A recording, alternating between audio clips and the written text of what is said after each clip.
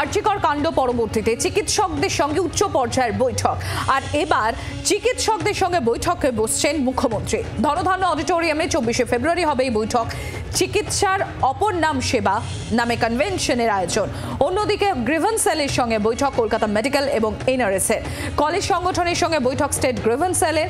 আগামীকাল বৈঠক diamond Harbour medical কলেজে। পশ্চিমবঙ্গ সরকার মন্ত্রী শশী বঝা এই নিয়ে কি বলছেন শোনাবো আপনাদের। 24শে ফেব্রুয়ারি এই মাসে, সেটা স্বাস্থ্য ক্ষেত্রে ডাক্তার এবং হেলথ কেয়ার প্রফেশনালস যেটা আসবেন, কিন্তু প্রোগ্রামে আয়োজক হচ্ছেন স্টেট গ্রিভান্স সেল কমিটি, যেটা প্রায় 7 জনের মেম্বার কমিটি, এটা যেটা মাননীয় মুখ্যমন্ত্রী তৈরি করেছিলেন এবং তাদের নেতৃত্বে এই সভাটা হবে ধনধান্য অডিটোরিয়াম। প্রোগ্রেসিভ হেলথ অ্যাসোসিয়েশনে যুক্ত সকল ডাক্তাররা যাবেন, যেতে ইচ্ছুক। স্টেট গ্রিভেন্স সেলের তরফে কি বলা হচ্ছে শোনাবো আপনাদের। স্টেট গ্রিভেন্স রিড্রেসাল সেল সকলকেই তো আহ্বান করা হয়েছিল, একটা ইন্টারঅ্যাক্টিভ সেশন ছিল, যাতে আমাদের মেডিকেল টিচার, মেডিকেল অফিসার, ছাত্র, রেসিডেন্ট ডক্টরস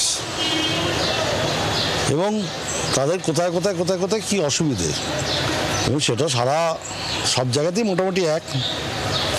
তার মধ্যে যেটার পরিবর্তন করা হয়েছে পরীক্ষা ব্যবস্থাটা, তা পরীক্ষা ব্যবস্থাটা সকলেই ওটা অ্যাকসেপ্ট করেছেন। আমাদের মেডিকেল কলেজে তো কোনো অসুবিধাই হয়নি। এখন পরীক্ষার খাতাটা ঠিক সময় কমপ্লিট করতে হবে, রেজাল্টটা ঠিক টাইমে বের করতে হবে, এবং এটা প্রথমবার হচ্ছে, সুতরাং কিছু সময় লাগছে, সেই সময়টা সামনের বছর যাতে না থাকে, কিন্তু এই সিস্টেমের মধ্যেই যেন চলে, সেটা সকলেই অ্যাকসেপ্ট করেছেন। 26টা আমাদের মেডিকেল কলেজ সারা পশ্চিমবঙ্গে রয়েছেন এবং সিনিয়ররা রিটায়ার করে যাচ্ছেন, নতুনদের তো এক্ষুনি রিক্রুট করা যাচ্ছে না বিভিন্ন ইস্যুতে।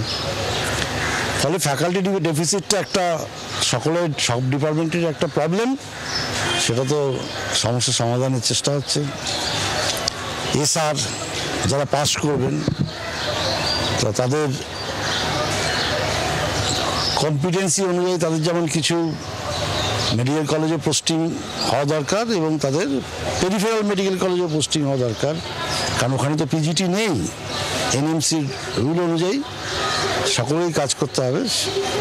সুতরাং প্রত্যেকের কিছু কিছু দাবি দেওয়া যেগুলো আছে, সেগুলো সবই হসপিটাল পরিচালনা এবং পঠন পাঠন সংক্রান্ত, সেগুলো প্রত্যেকে তাদের মতবাদ রাখছে, সেই নিয়ে আলোচনা চলছে। পড়ুয়াদের তরফ থেকে কি বলা হচ্ছে শোনাবো আপনাদের। আমরা বেশ কয়েকটি প্রশ্ন, যেগুলো আমাদের 10 দফা দাবি ছিল, যেগুলির মূল যে দাবিটি রোগী পরিষেবা সংক্রান্ত ছিল, সেটা হচ্ছে সেন্ট্রাল রেফারেল সিস্টেম। সেই বিষয়ে কি আপডেট হয়েছে? কেননা সেই সময় বলা হচ্ছিল যে আমরা টেস্ট বেসিসে কিছু হাসপাতালে চালাচ্ছি এবং তারপরে কিছু টিভি বসেছিল মেডিকেল কলেজগুলিতে, সেগুলি এখন কানেকশন অফ করে পড়ে রয়েছে। সেখানে দাঁড়িয়ে সেই সেন্ট্রাল রেফারেল সিস্টেম হোক এবং তার সাথে সাথে যে ডিজিটাল বেড ভ্যাকেন্সি মনিটরিং, সেগুলি নিয়ে আমরা প্রশ্ন রেখেছিলাম, যেই দাবিগুলি জনগণের দাবি বলে আমরা তুলে এনেছিলাম।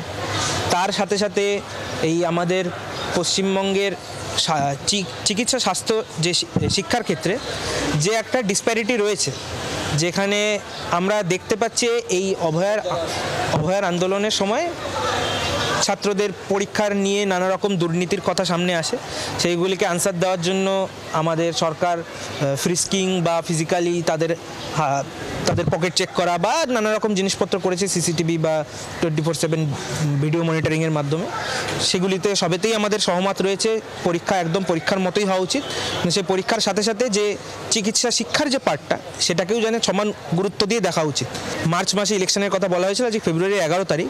সেই বিষয় নিয়ে এখনও অবধি যেটা বলা হয়েছিল যে কলেজে কলেজে আমাদের দেখতে হবে যে কিভাবে সেই ইলেকশন করানো যায়, সেরকম কোনো মুভমেন্ট আমরা সেই কলেজ বেসিসে দেখতে পাইনি।